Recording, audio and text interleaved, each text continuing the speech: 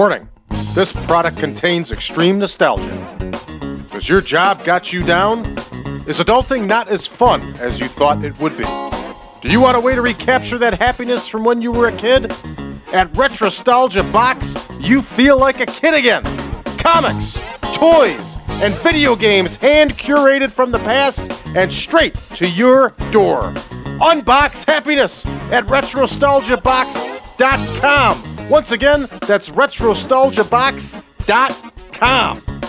Yeah! Have you ever engaged in a serious debate over which is better, Harry Potter or Lord of the Rings? Have you ever played Smash or Pass using only characters from Star Wars and Marvel movies? If you answered yes to any of these questions, we have the podcast for you. Listen to The Steam Gentleman, the podcast where an expert panel convenes to ask the questions about pop culture and social commentary that other podcasts are afraid to ask. Listen to The Steam Gentleman on Apple Podcasts, Spotify, or wherever you listen to podcasts.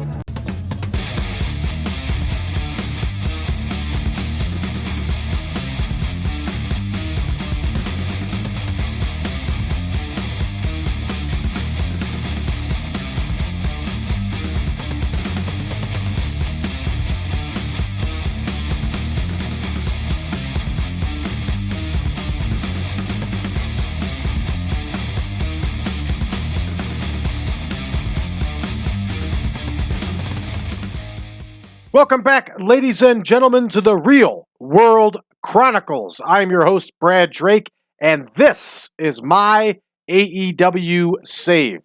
Everybody, I decided to do something differently here, and I decided not to play step-by-step on the save, and I have been playing it on my own, and I've been having an absolute blast with it. So, let's just give you an update here. That's what this video is going to be. I'm going to show you what I've been doing with AEW, and you can let me know what you think. You're either going to like it or you're not going to like it. Either way, I'm going to keep doing what I'm doing. So from the last set of videos that we had, I had to restart again because I made some mistakes. So our titles. We have an AEW Women's World title. Jamie Hayter is the champion still. Oh, by the way, it's the end of January 2023. MJF is our current World Heavyweight Champion. Our World Tag Team Champions are FTR. And our World Television Champion is still Samoa Joe. As you know, I got rid of the All-Atlantic title. I got rid of the World Six-Man Tag title. And I am eventually going to create a World Junior Heavyweight title. I just haven't done it yet in this save. So let's take a look around and see what's been going on. We have several television shows. We have added 2 additional dark shows called Select and Challenge, and they air on Honor Club. I put some money into Honor Club. I made it a little bit bigger. These are B shows. They still get between 30 and 40,000 viewers an episode, so it works out well that way, and it's a good way for us to get our talent across. Now, our announcers, we made some moves for announcers. I picked up Jimmy Smith. So for Dark Challenge, Jimmy Smith and Alex Abrahantes are the team. For AEW Select, we have Tony Schiavone and Taz. For Elevation, we now have Jimmy Smith and Alex Abrahantes again. And for Dark, we have Excalibur and Taz. I got rid of Paul White. And I have gotten rid of several talents that I think were overpaid and unneeded. Mark Henry is gone. We released several talents, and we are going to have another new TV show here on Honor Club called All Elite Women's Wrestling, AEWW, and the announcers are going to be Jimmy Smith and Renee Paquette. Now, you're probably asking, why do you need all these B shows, right? And I get it. Why do we need them? Well, I'm trying to be realistic, and AEW has Honor Club, right? Owned by Ring of Honor. Not owned by Ring of Honor, it's owned by AEW. But I figure if you have your own network, you're going to need content, right? So why wouldn't AEW put more TV shows on Honor Club and that way make it appealing to people to watch it? So that's what I'm doing. I'm also running live event tours. I've canceled the house shows. So once or twice a week, we run a live event show. They've been a lot of fun. They get us pretty big crowds, and we make some money. And of course, let's take a look at our feuds. Our storylines right now kind of match what was going on in the beginning of January and even somewhat going on now. We have Britt Baker and Saraya. Britt Baker is obviously still a heel. Saraya is the babyface. Bryan Danielson and MJF are in a feud. And you can see that on all those B shows, they are running promos against each other.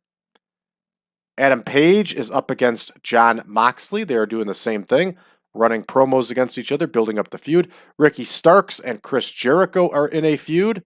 Again, the same thing. They're working some six-mans against each other, doing all sorts of stuff. And the Guns and the Acclaimed are also in a feud. The Acclaimed dropped the World Tag Team title to FTR. It was actually by accident. It wasn't my intention to do it, but it ended up happening that way, and FTR is the new World Tag Team Champions. And that's just fine with me because the Acclaimed stats are pretty darn low in this game.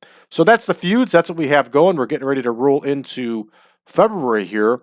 And all of our television shows are weekly shows, except for All Elite Women's Wrestling. That is going to be 4 half-hour shows that we're going to record at once. So if we take a look at our spreadsheet, you'll see the matches here. And what we'll do is, these are all squash matches, everybody. I'm running this like the 80s, and it's working so far. We will pick up women wrestlers in the towns that we're running, and we will plug them in that way. It's the same thing we've been doing with all of the other B shows. We just pick up local talent, except for the main event, and we use our own guys in there. So I know a lot of people think B shows are useless, and essentially they are, but wrestlers are still going to get over working B shows. And a lot of these young wrestlers in AEW need reps. So this is a good way for them to get reps and to get experience, and they are gaining popularity in the game by doing it this way. And I'm telling you, it's also a lot of fun doing B shows, I find, because especially when you're doing squash matches like these guys are going to look great. Think 1986 Jim Crockett Promotions. That's what I try to set these shows up with. We have one somewhat serious main event, and I'll show you our roster here. We still have a bunch of wrestlers listed as enhancement. They're the ones that are pretty much losing in the main events on those B shows, although I am getting them wins here and there on the B shows. I'm not quite ready to part ways with these folks yet, but I probably will eventually because the AEW roster is unnecessarily huge. All right, so this is our roster. You can see we've cut down quite a bit. And Lance Archer here, we have no use for him anymore. I'm not using him. He's not adding anything to the game. So we're going to cut him loose right here and right now. No reason to keep him around. I cut Jake Roberts some time ago. There's no need for him. And we're going to cut him loose. Well, he's got a written contract.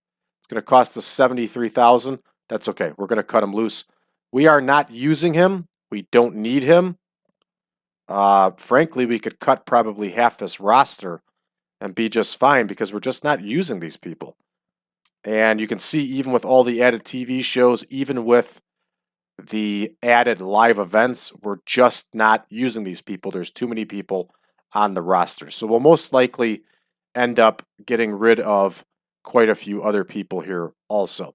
Probably out of the enhancement side of things, most likely. Let's take a look at what we've been doing with TV shows for Rampage and Dynamite. We have been running dark matches beforehand, 2 dark matches each. And then I looked up how the shows have been running time-wise, and I'm trying to run it the exact same way. And it's pretty much been working out pretty well. I'm going to change this one over to a 5-minute match because that's what I actually did for Rampage. So you can see it's pretty realistic for the dark matches. We're using local talent. We're still recording Rampage on the same day as Dynamite. And really everything's been working out pretty well. We could take a look at our show history here. And 74, 71, our dark shows are getting in the 60s, which is cool. Again, 74. Rampage was a little bit low on that one, but we're doing well here, and things are working out pretty well for us. Obviously, when we go into February, we'll see what the gains were for folks as far as popularity goes and stuff like that. But that's pretty much what I'm doing with the save. I've gotten rid of most of our stables. This one's getting ready to be done too, because we're probably going to drop Pero Pelagroso. I don't see any reason for holding on to him. The firm, I don't see any reason for holding on to the firm. I'm most likely going to disband that. Just because a manager manages a bunch of people doesn't mean it has to be a stable. I'm not a fan of stables. They serve their purpose in wrestling, but there's way too many of them here in AEW, and it's not necessary. So you can see we've already cut down quite a few of the factions, and we'll continue to do so as time goes on. I'm not a fan of the Jacksons. I am not a fan of the Young Bucks. I'm not really that much of a fan of Kenny Omega. The only thing I'll say about Kenny Omega is Kenny Omega can be serious when he wants. He can put on a really good match when he wants. So I've left them as a stable, and I'm still using them often in the save because they have their fan base in AEW, and I'd be foolish not to. They are very mad because I let go of their friends. I can't even think of their names right now. But I cut them loose, and they were upset with me for getting rid of them. Hey, what are you going to do? You want to get mad? You want to leave? That's fine. Because AEW's got a lot of money and a lot of talent, and we don't necessarily need the Young Bucks or Kenny Omega for that matter. So that's how it's been going, everybody, so far. Our child companies, I think we went over before how they're set up. Ring of Honor, we got rid of the 6-man title, the pure title. A promotion this small does not need that many titles. So they have the World Heavyweight title, which I'm going to rename right now. I don't know what a world title is. It has to be some kind of class. It's the whole purpose. You're trying to mimic legitimate titles to make your promotion seem legitimate. So therefore, it would be a world heavyweight title. All right, the Briscoes are still the tag team champions. I can't bring myself to kill off Jay Briscoe, and I'm not going to, and I don't even think you can in the game. So as far as I'm concerned, the Briscoes are staying alive and well. All right, we also have, I told you how I split Ring of Honor, and I took all the ladies and put them into a promotion called Women of Honor. They, of course, both have their own television shows on Honor Club, so it's working out well. And a lot of these women wrestlers are getting reps here in Ring of Honor. I'm technically only carrying, here's the roster. So you can see a lot of the ladies that have been sent down. A lot of them also have dual contracts. So that's what's going on too. They're getting reps. We're running a live show once a week. We're running their TV show. So they're getting reps. They're getting experience. And things are going really well. As far as ladies on my show, in AEW, they are still here. We got a pretty healthy little roster. These ladies are getting a lot of exposure, a lot of reps, and of course there is the Ring of Honor and Women of Honor roster. So that's pretty much it, everybody. That's what I'm doing with this save. I'm probably going to post a show or two somewhere along the way, no problem. But as far as keeping this a day-by-day thing, I'm not going to do it because, frankly, that's not quite my fan base. But we'll post shows, and we'll do shows on the AEW save because it's cool.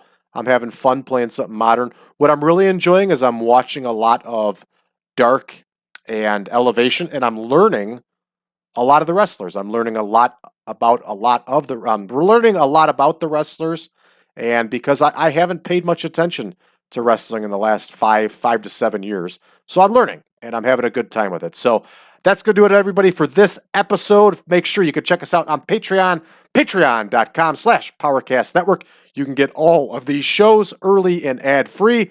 And also remember that this is the Real World Chronicles. You can pick it up on the Grey Dog software message board.